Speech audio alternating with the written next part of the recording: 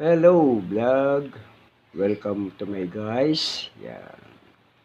Magandang morning mga kalapatids.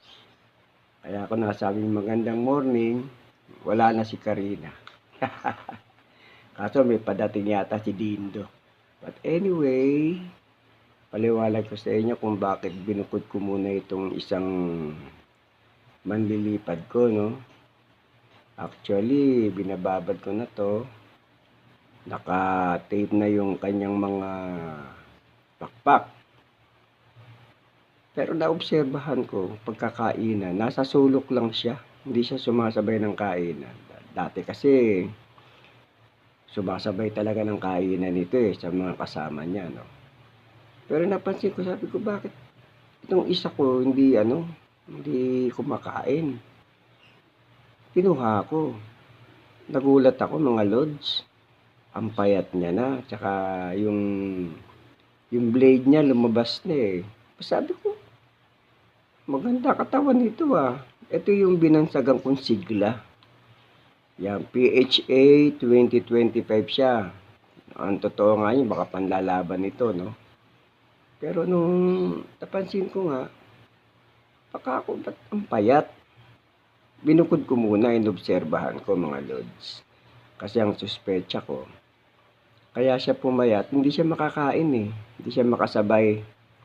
Sa mga kasama niya, malalakas ang katawan malalaking kalapati Pero siya, malaking kalapati dati ito Mataba siya. Pero ngayon, parang naging katulad na siya ni kalapating gubat na maliit na kalapati kung titignan Pero siya, talaga namayat siya. Sa kalapating gubat nga, maliit nga pero siksik ang katawan nun. Tsaka mabigat siya. Matigas ang mga muscle. Pero to, nawala yung sigla. Sayang, PHA 2025 yung suksok niya. Maaaring ipanlalaban sana ito ng may-ari.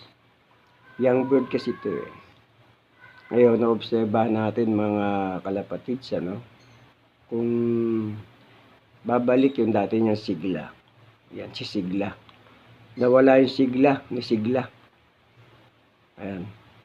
Binukod ko muna, bago ko siya binidyohan, nakatuka na siya. Halos naubos na nga niya yung pagkain niya. So mga 2 to 3 days, i-cover ko ulit kung naka-recover siya. So, palagay ko wala naman sakit.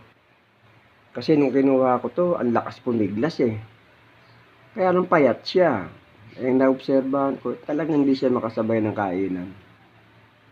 Kumbaga sa tao, pihikan siya kasi pag tutuka siya, pinipili niya. Di tulad yung mga kasama niya, kahit na anong butil yung makita, talagang pagtuka, makikita mo nilulunok. Ito hindi Tutuka siya, bibitiwan niya. Pinipili niya.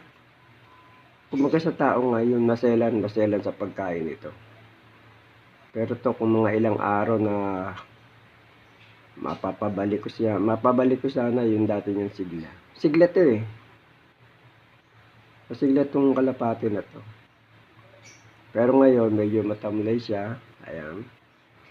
Pero wala naman siyang sakit, mga lodi. Walang sakit. Kasi tumuka naman siya So hanggang dito na muna mga kalapatids, So subaybayan natin tong journey ni Sigla. Baka sa grupo ito mahuli. Kasi iba nakababad na sa taas. Pero siya, hindi pwede ibabad ito Ayun, matamlay siya Pero walang sakit to dahil ang lakas pumiglas Yun lang nakita kong diferensya. Problema, hindi siya nakakakain. Kahit naman ikaw, Lods, di ba? Huwag kang kumain ng 3 araw ewan ko kung di ka manghina. So mga kalapatids, hanggang dito na muna.